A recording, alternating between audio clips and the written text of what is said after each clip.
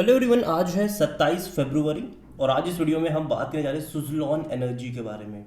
52 rupees का share है, 4% का मेजर फॉल आज भी देखने को मिल रहा है। और एक महीने में अगर आप देखोगे तो 4% का ग्रोथ है। हालांकि ग्राफ इंटरेस्टिंग है, 50 पे था, तेजी आई, 3 दिन लगातार भागा, उतनी ही बड़ी गिरावट, फिर कोशिश करी, फिर से गिरावट। कहीं ना कहीं इनिशियल लेवल पर एक 50 रुपए का सपोर्ट है, लेकिन अगेन ये सपोर्ट भी टिकता है कि नहीं वो देखना इंपॉर्टेंट होगा। अगर ये टूटता है तो नीचे 40 रुपए का एक सपोर्ट नजर आता है। तो अगेन बात करेंगे वीडियो में सब कुछ इस, लेकिन उससे पहले अगर आपने अभी तक चैनल को सब्सक्राइब नहीं किया है तो प्लीज़ अभी इसे सब्सक्राइब कर लीजिए, क्योंकि आगे भी बहुत सारे वीडियोस हैं जो आपको काफ़ी ज़्यादा हेल्प करेंगे। तो एक साल में महज 17-18% का ग्रोथ रह चुका है, जबकि रिटर्न इसने डबल से भी ज़्यादा बना कर दिया था। 110-120% का रिटर्न इसने बना कर दिया था। शेयर 36 रुपये से 85 पे गया था, बेहतरीन तेज़ी थी, लेकिन उतनी ही बड़ी गिरावट आ गई वहाँ से। अगर आप देखो तो भयंकर तरीके से गिरावट चल रही है और अभी भी वो कंटिन्यू है। लगातार एफआईल्स की बिकवाली देखने को मिल रही है। एक स्ट्रॉन्ग इंडिकेटर अभी भी नज़र नहीं आ रहा है, लेकिन अगेन जहाँ तक मुझे लगता है कि अप्रैल मई से चीज़ें बेहतर होनी चाहिए, अगेन ये मेरा मानना है। ठीक है। और जहाँ तक आज वॉल्यूम के बारे में भी देखें तो भैया क्वांटिटी बड़ी ट्रेड हो रही है। बाजार जस्ट अभी खुला है और 1,85,00,000 से भी ज़्यादा के शेयर ऑलरेडी यहाँ पर ट्रेड हो चुके हैं सुजलॉन में। भयंकर तौर पर कह सकते हैं कि वॉल्यूम्स आपको नज़र आ रहे हैं, खरीदारी बिकवाली दोनों की ही। और जहाँ तक इस कंपनी में देखो तो 86 रुपीज़ का 52 वीक्स का हाई है और 35 रुपीज़ का लो, काफ़ी ज़्यादा वॉलेटाइल रहा और अभी ये बहुत नीचे की तरफ भी जा रहा है। 50 रुपये का जैसे कि मैंने कहा एक इनिशियल सपोर्ट है, लेकिन अगर वो ब्रेक होता है तो नीचे 40-45 तक के लेवल देखने को मिल सकते हैं। और जहाँ तक मार्केट कैप देखें तो 71,000 करोड़ से भी ज़्यादा का इसका मार्केट कैप है। कंपनी पेनी स्टॉक थी एक टाइम पर, बेहतरीन तेज़ी दिखाई, लेकिन पिछले कुछ टाइम से लगातार गिरावट देखने को मिल रही है। प्रॉफिट टेकिंग यहाँ पर ज़्यादातर देखने को मिल रही है। अगर आप वैल्यूएशन के हिसाब से भी देखोगे सुजलॉन तो भाई सब महंगा है अभी भी। ये 65 का इसका पी रेशियो है, सेक्टर भी 39 का है। और अभी गिरते हुए बाजार में उन कंपनियों की ज़्यादा पिटाई हो रही है, धुलाई हो रही है जो बहुत हाई वैल्यूएशन के ऊपर बैठे हुए हैं। चाहे वो सरकारी कंपनियां तो बहुत सारी है, उनका भी यही हाल हुआ है और इसका भी ये हो रहा है। जहाँ तक इनके फाइनेंशियल देखें तो लास्ट क्वार्टर के नंबर बहुत अच्छे थे। 3,000 करोड़ से भी ज़्यादा का इनका रेवेन्यू था और 385 करोड़ से भी ज़्यादा का इनका प्रॉफिट था, जो कि अच्छा प्रॉफिट है, अच्छा रेवेन्यू है ये। उससे पहले के सितंबर के नंबर खराब रहे थे, वहीं से भाई साहब गिरावट शुरू हुई थी जो अभी भी थमी नहीं है। ठीक है। और देखिए कंपनी अगर देखा जाए तो डेट फ्री ऑलमोस्ट हो चुकी है। एक टाइम पे कर्जे में डूबी हुई थी, बर्बाद हो चुकी थी, पेनी स्टॉक कंपनी थी। इससे पहले भी कंपनी ने अपने डेट को 2 बार रिस्ट्रक्चर कर, लेकिन फिर भी कुछ हो नहीं पाया। तीसरी बार जब इन्होंने अपने डेट को रिस्ट्रक्चर करा, फौरन पैसा रेज कर लिया और ऑलमोस्ट डेट फ्री बन चुके हैं ये। तो अभी अच्छी बात यह है कि भाई साहब कंपनी जो अभी स्पेंड कर रही है, ठीक है, तो जो पहले पैसा इनका कर्जा चुकाने में जा रहा था, इंटरेस्ट पेमेंट करने में जा रहा था, वो नहीं जा रहा है। लेकिन अगेन यहाँ से भी रास्ता आसान नहीं होगा इनके लिए। जहाँ तक शेयर होल्डिंग की बात करें तो होल्डिंग कम है प्रमोटर की, 13.25% की ही है।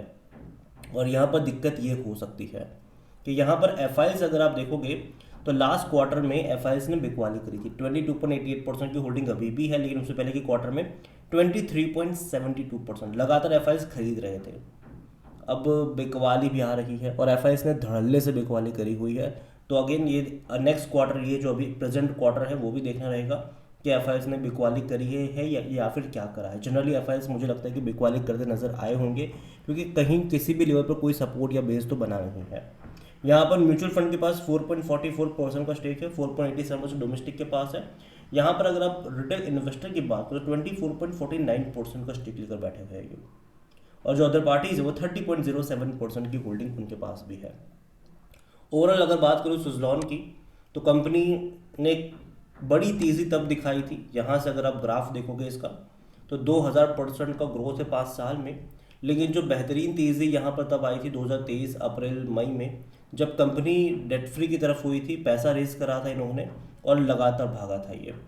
ठीक है, क्योंकि चीज़ें ये थी कि कई सारे बड़े ऑर्डर्स मिल रहे थे हर रोज़, या फिर हफ्ते में 2 खबर तो ऐसी आती थी, एक खबर तो ऐसी आती थी कि इस कंपनी से भी इसको ऑर्डर मिल गया, वहाँ से भी इनको ऑर्डर मिल गया। और देखिए जो पावर कंपनीज़ है ना, वो अपनी कैपेसिटीज़ को लगातार बढ़ा रहे हैं सोलार और विंड में। और जहाँ विंड में कैपेसिटी बढ़ाने की बात आती है, 2-3 कंपनियाँ आती है जिसमें सुजलॉन भी है, आइनॉक्स विंड भी है, सुजलॉन भी है। तो कहीं ना कहीं उनके शेयरों में एक बहुत बड़ी तेज़ी हमने देखी कि भैया फ्यूचर तो यही है, रिन्यूएबल ही फ्यूचर है। और अभी भी मैं मानता हूँ कि है, रिन्यूएबल ही फ्यूचर है, डेफिनेटली है। लेकिन कहीं ना कहीं अब एक बड़ी प्रॉफिट टेकिंग भी देखने को मिल रही है, और सेंटिमेंट अगर आप देखोगे तो वो उतना सही नहीं चल रहा है। और अगेन मुझे लगता है कि जो गिरावट है वो शायद कुछ दिन और गहरा सकती है। लेकिन हाँ, 40 और 45 रुपए के लेवल पर आपकी नज़र होनी चाहिए। अगेन 40 रुपये का एक इनिशियल सपोर्ट है, 35 रुपये का एक स्ट्रॉन्ग सपोर्ट यहाँ पर देखने को मिल रहा है। 50 रुपये का लेवल इंटैक्ट रहता है कि नहीं, वो देखना यहाँ पर इंटरेस्टिंग होगा। और अगेन मैं कहूँगा अभी एटलीस्ट 2-3 हफ्ता दूर बैठो, तमाशा देखो, तब तक जब तक एफआई जो अब तक सेलर है वो बायर में कन्वर्ट नहीं हो जाते। जब तक वो चीज़ नहीं होती है, मेरे हिसाब से बहुत ज़्यादा इन्वेस्टमेंट अभी के लिए नहीं करना चाहिए। लेकिन हाँ, ये मौके होते हैं खरीदारी करने के। तो अगले महीने से मुझे लगता है कि शायद आपको बाय ऑन डिप्स की अपॉर्चुनिटी देखनी चाहिए, मतलब 15 मार्च के बाद। और अच्छी अच्छी कंपनियों में आपको निवेश करते रहना चाहिए, क्योंकि लॉन्ग टर्म में देखो बाजार तो जाना ऊपर ही है।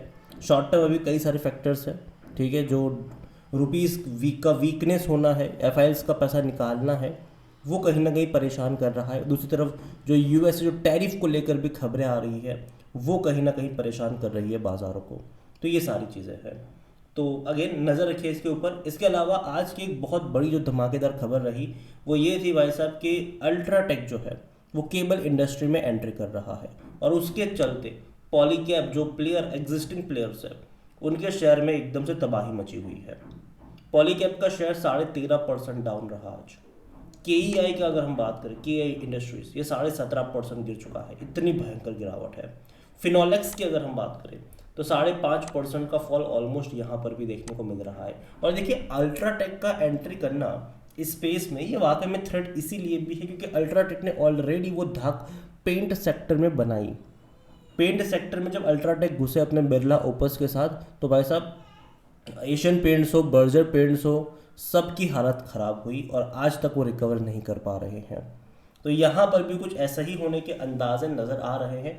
अगेन मैं कहूँगा कि देखना रहेगा कि वो किस तरीके से होगा। लेकिन हाँ, जब अल्ट्राटेक आएगा तो वही बहुत बड़े हैवी इन्वेस्टमेंट के साथ आता है और उसके बाद एक हैवी मार्केटिंग के साथ भी आता है, क्योंकि उनके डीलर्स इतने स्ट्रॉन्ग है वहाँ पर। तो बहुत कुछ चीज़ें होने वाली है इस सेक्टर में भी, इस स्पेस में भी। तो अभी के लिए मैं इतना ही कहूँगी, जो केबल वाला स्पेस है कुछ दिन के लिए यहाँ से भी दूरी बना के रखिएगा, इसको सेटल डाउन होने दीजिएगा। हालांकि मौके यहाँ पर ज़रूर बनेंगे, लेकिन अगेन इसको सेटल होने दीजिएगा। और अगर मैं पोली कैप की बात करूँ यहाँ पर, तो ऑलरेडी मेजर फॉल ये दिखा चुका है, 7,500 रुपये से गिरकर नीचे आया है पॉली कैप का शेयर, इतनी भयंकर गिरावट है। केईआई की अगर मैं बात करूँ तो केईआई का जो शेयर है वो भी अगर आप देखो तो वो तकरीबन 4,800 रुपये के लेवल से गिरकर नीचे आया है। और फिनोलेक्स में तो भैया तबाही मची हुई है। अगर आप देखो तो ये 1600-1700 का शेयर था, ये वहाँ से गिरा है ये।